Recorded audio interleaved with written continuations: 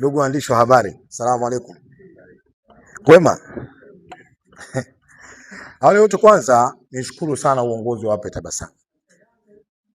Kazi waliofanya kubwa na kazi wanaofanya nzuri. Ukiangalia katika imani za dini zote, tumesisitizwa watu ambao wenye nafasi kurudisha kwa jamii. Jambo kubwa, nia kubwa Tabasamu na ndugu zangu hawa kuhakikisha kwamba wanarudisha kwa jamii kwa namna ambavyo walivyobarikiwa na Mwenyezi Mungu. Lakini kwa kadri siku zinavyozidi kwenda, Wape Tabasamu wananipa surprise sana Kisugu. Kuna muda mwingi watu wanafikiria watu wenye uwezo tu ndio wanaotakiwa kurudisha kwa nani? Kwa jamii. Wape Tabasamu wamekuja kuonyesha hata watu wale chini tuna uwezo wa kurudisha kwa jamii. Wamekuja na mfumo wa kuuza jezi. Maana yake mtu aliye chini uko na uwezo wa kumiliki 25,000 ukaenda kununua jezi na wewe umeshiriki kurudisha kwa jamii.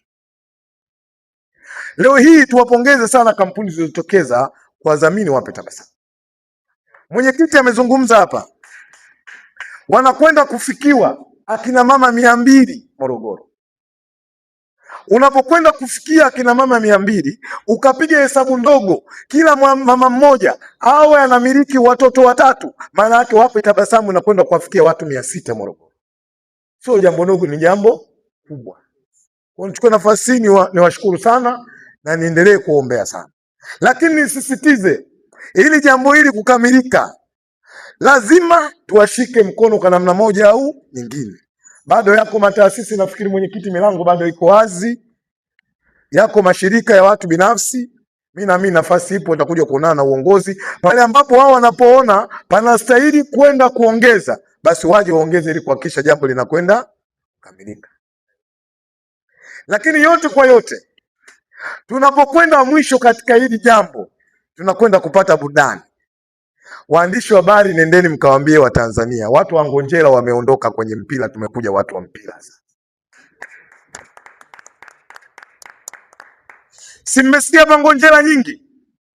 Kuna mtu hapa alikuwa anaongea maneno, sisi kwetu kule tunaita debe tupu. Alafu mbaya zaidi, kilichosikitisha, hawana hata klabu wala mipango ya timu hawana. Sasa mimi nataka kutoa ushahidi hapa. Kuna wachezaji wamezungumza, wamekuja kuongea, lakini si wachezaji wao. Wamepagawa mapema na mtapagawa sana. Na mtapagawa sana. Lakini niwaambie waandishi wa habari, niwaibie siri, wapelekeni watu wa Morogoro wajue. Kuna mtu anaitwa Bernard Monson, mnamjua? Super Ben. Super Ben.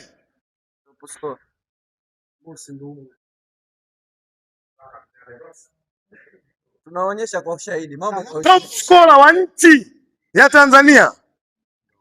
Ndio umwe tunaye. Mosi Ndumwe.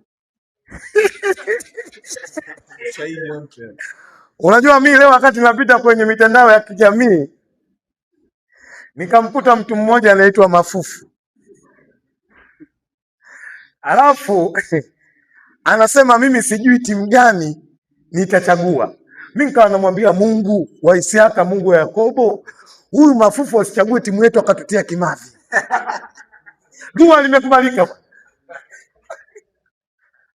Kwa hiyo niwaombe sana watu wa Morogoro waje wapate burudani namna ambavyo Mungu atakavyotujalia. Na haya maneno niongee kwa Kibwana. Kibwana, hapa lazima unisikilize vizuri. Umekiri kwamba tumepoteza mara 3. Mimi sijui Kiingereza lakini nitajitahidi kuongea. Waswahili wanasema is enough. Kisasi ni wajibu. Kisasi ni wajibu. Aneua kwa upanga na atauliwa kwa upanga. Tuko tayari kwa vyovyote, kwa kuloga, ndio. Na tunaenda kwa babu. Tunakwenda Kolelo. Tunakwenda Kolelo. Mmetaka tutaloga, msipotaka tutaloga. Mkitaka leteni timu, msipotaka chagueni pa kwenda. Alafu mimi namwambia Dickson, mimi mjomba wangu, lakini katika jambo hili tuachane. Udugu tunakutana nyumbani huko kwenye kusubiri mabamia na ugali, sio kwa jambo hili kabisa. Hili jambo tuko serious. Si ndio Kiingereza au sio jamani? Bwana niwashukuru sana waandishi wa habari.